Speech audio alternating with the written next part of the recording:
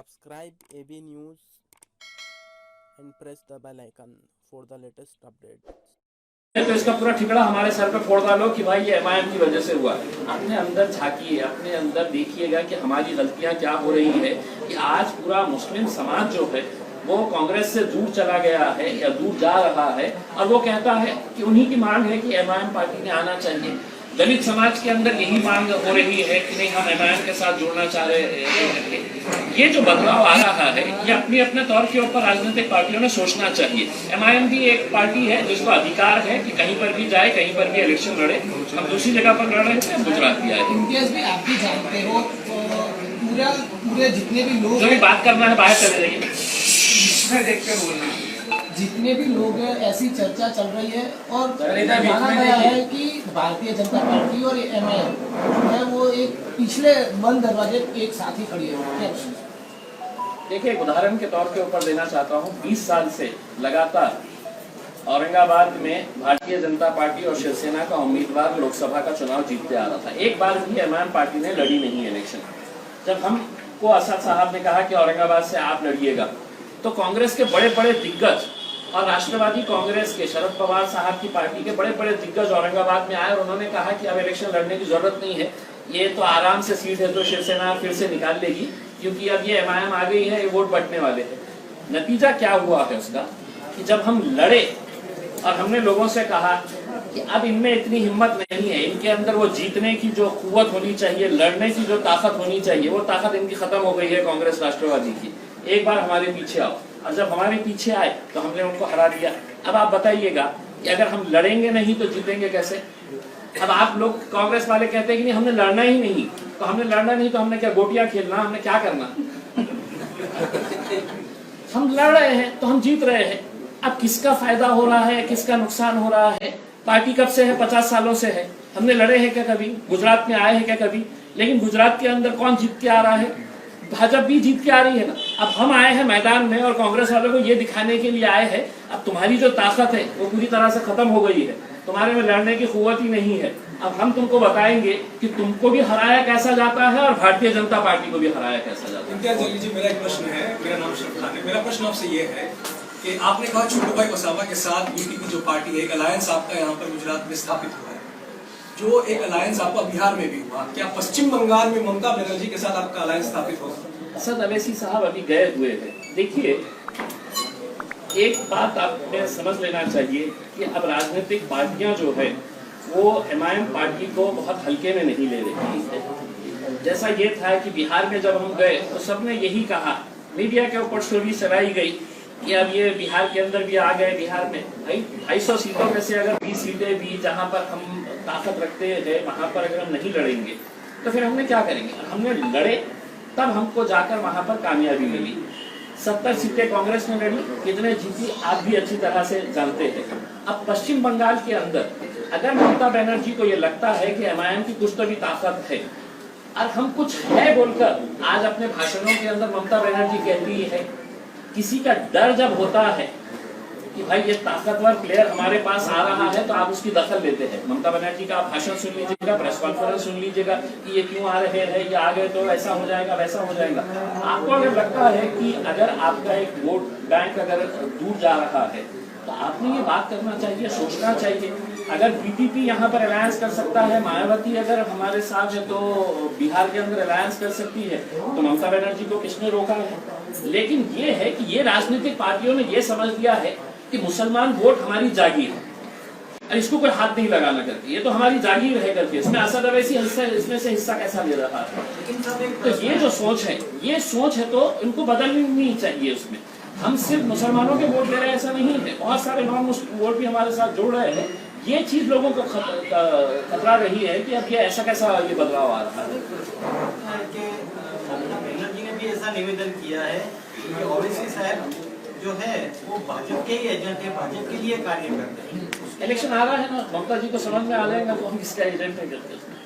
अब अगर हम हमारा एजेंडा, हमारी पॉलिटिकल पार्टी, अगर आप ये कहेंगे कि नहीं अवैसी साहब ने जहां पर भी इलेक्शन लड़ रहे हैं वहां के जो राज्य के हेड है उनसे जाके इजाजत लेके आए।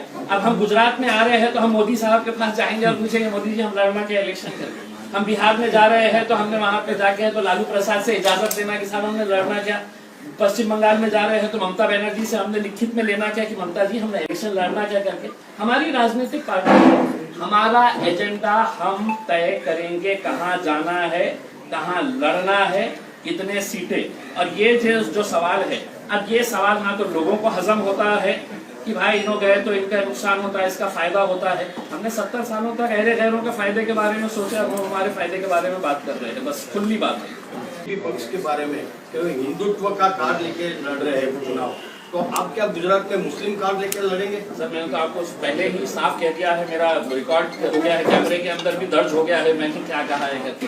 हम कहीं पर भी ये नहीं कह रहे। हम तो मैंने आपको पहले ही कहा कि हम मोहब्बत का पैगाम लेकर, हम जाति धर्म मजहब से ऊपर उठकर ये इलेक्शन जो है ये लोगों के मसलों के ऊपर खड़ा किया जाता है इसके अंदर। हाँ ये सही बात है कि आपको लगता है कि असदुद्दीन अवैसी साहब आ रहे हैं तो ये मुसलमानों के नेता, मुसलमान उनको पसंद करते हैं, उनसे मोहब्बत करते हैं, इसलिए पसंद करते हैं कि उनको जगह यहाँ पर गुजरात में मिलती ही नहीं, हम यहाँ पर आते ही नहीं।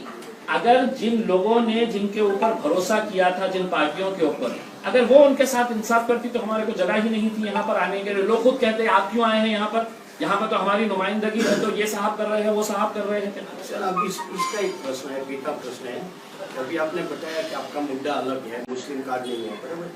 तो ये 370 की जो कलम है उसका विरोध ओबीसी सब क्यों कर रहे थे? क्या आप मानते हैं वो गलत है या सही है? बिल्कुल 100% हम ये मान रहे थे कि हमने विरोध किया था और आज भी हम इस बात का विरोध कर रहे हैं। देखिए ये देश जो है ये डेमोक्रेटिक कंट्री है, ये यहाँ पर लोकतंत्र है, यहाँ पर हुक्मशाही नहीं है। हमने विरोध किस बात का किया था आप अच्छी तरह से देखिए, फिर हमको डिस्टॉर्ट किया जाता है कि एमआईएम वालों ने किया है। हमने ये कहा कि जम्मू एंड कश्मीर के अंदर एक असेंबली है और असेंबली के अंदर कौन जाता है, वो विधायक बैठते हैं जिनको जनता चुनकर वहां पर भेजती है कि तुम ये फैसला करो कि क्या होने वाला है करके, मेरे ताल्लुक से, हमारे राज्य के ताल्लुक से। अगर आप उसको बाईपास कर देंगे और ये कहेंगे कि नहीं अब हमारे पास तो 300 का आंकड़ा है, 300 से ज्यादा हमारे एमपीज है, अब हम कुछ भी फैसले करेंगे करके, तो हमने विरोध इस बात के लिए किया था कि आप जम्मू एंड कश्मीर की असेंबली के अंदर इसको पहले पास करो। जो प्रोसीजर था, जो कई सालों से हमारा जो एक नियम बना हुआ है, वो नियम के हिसाब से करो। लेकिन अगर मोदी साहब और अमित शाह साहब कहेंगे कि नहीं साहब अब तो हमारे पास आंकड़े हैं, हम कुछ भी कर डालेंगे और कुछ भी बोलेंगे, तो ये देश जो है लोकतंत्र के हिसाब से चलता, हुक्मशाही के हिसाब से नहीं। लेकिन अनफॉर्चुनेटली हम हर रोज देख रहे हैं इस देश के अंदर एक हुक्मशाही का माहौल हो गया है कि हमने बोल दिया अब वो पत्थर की लकीर हो गया है करके। तो नहीं, सत्ता में तो कहीं लोग आते हैं, कहीं जाते हैं, जो ऊपर जाता है उसको नीचे आना पड़ता है और ये सरकार भी आएगी इंशाल्लाह। इम्तियाज जलील जी, आपने कहा कि इस चुनाव लड़ना आपका संवैधानिक अधिकार है। मेरा एक प्रश्न है, हैदराबाद में अभी चुनाव हुए जहाँ पर भाजपा का कोई गढ़ नहीं था, पर भाजपा उभर के वहाँ पर आई है, क्या आपको नहीं लगता हैदराबाद में कुंभे में कहीं ना कहीं फूट हो रही है? नहीं देखिए, मतलब हैदराबाद का इलेक्शन जो था वो महानगर पालिका का इलेक्शन था। महानगर एग्जिस्टेंस नहीं था बीजेपी का, सिंगल लार्जेस्ट पार्टी बनी वहाँ पे। नहीं, लेकिन उस तर्क, अगर यही तर्क अगर लगाया जाए तो वही तर्क है तो 2 महीने 3 महीने के बाद आप भी कहेंगे गुजरात में तो मजलिस का कोई वे नहीं था, इतनी ज्यादा सीटें कैसे आ गई है। यही तर्क अगर लगाया जाए तो मैं आपको सिर्फ एक बात कहना चाहता हूँ कि महानगर पालिका का इलेक्शन जो होता है वो अपने इलाकों के मुद्दों के ऊपर होता है कि हमारे इलाके के अंदर किसी के पानी का मसला, किसी के गटर का, किसी का ड्रेनेज का, किसी के स्कूल का, हॉस्पिटल का, ये मुद्दों के ऊपर होता है। मैं उस वक्त भी मैंने हैदराबाद के अंदर प्रेस कॉन्फ्रेंस लेकर मैंने ये कहा था कि मैं ओपन चैलेंज कर रहा हूँ अमित शाह साहब को कि आप बताइएगा कि इस मुल्क के अंदर कौन सा ऐसा महानगर पालिका का इलेक्शन था कि जहां पर इतने सारे भाजपा के मुख्यमंत्रियां, इतने सारे केंद्रीय मंत्रियां, अमित शाह साहब, वहां पे योगी साहब, ये इतने बड़े बड़े दिग्गज नेता किसी स्थानिक इलेक्शन के अंदर प्रचार करने के लिए आए।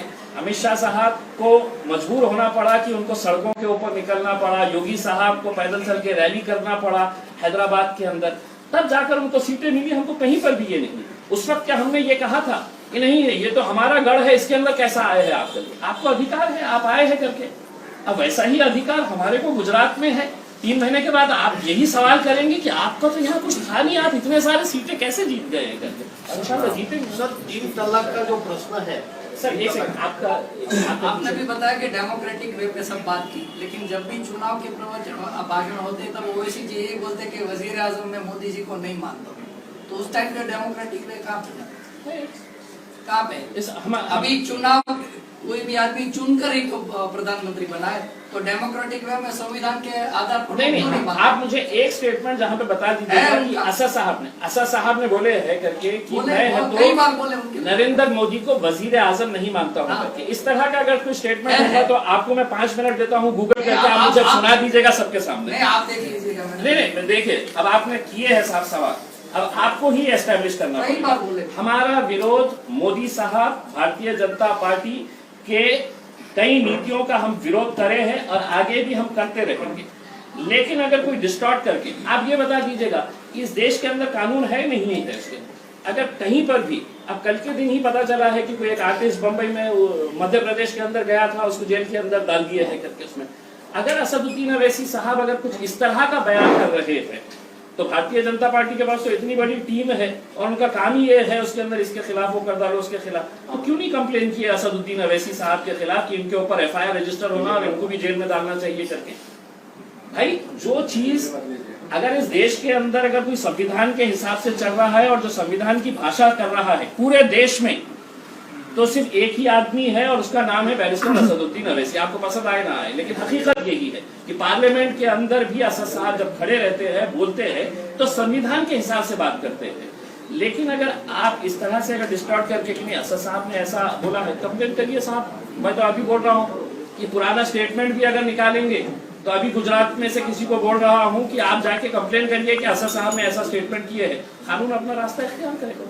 जलील साहब, एक सेकंड सर, वो 3 तलाक का है, उसके बारे में आपका क्या राय है? तो साहब सही है, अब तलाक खत्म हो गए। आपका ही प्रश्न है सर, आपका ही प्रश्न है। गुजरात में सिर्फ एक ही तलाक हुआ है साहब, वो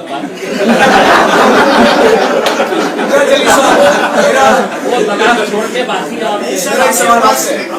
आपके पास जवाब नहीं है कि इसलिए आप ये हंसी मजाक में कर रहे हैं, लेकिन आप मानते हैं कि 3 तलाक सही था या गलत?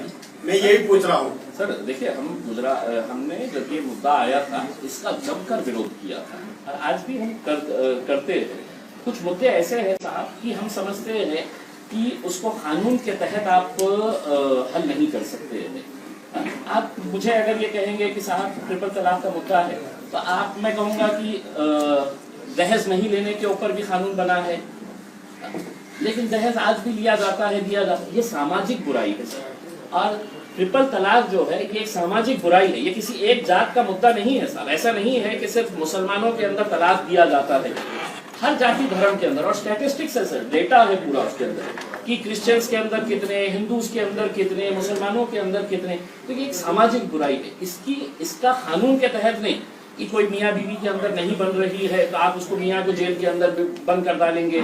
2 साल तक है तो उसको कोई बेल नहीं होंगी, 2 साल तक वो औरत बेचारी क्या करने वाली है इसके बारे में कोई नहीं है। हमने तो ये मांग करे थे कि अगर आप कानून बना रहे हैं, अगर शौहर को 2 साल के लिए अंदर डाल रहे हैं, तो बीवी जो है, जो औरत जिसने तलाक ली है, उसके लिए कोई पैकेज आप दीजिएगा, वरना वो औरत कहाँ से ये करेगी कि अपना रोजी रोटी, उसका जो रोजमर्रा का जिंदगी कैसे गुजारेगी।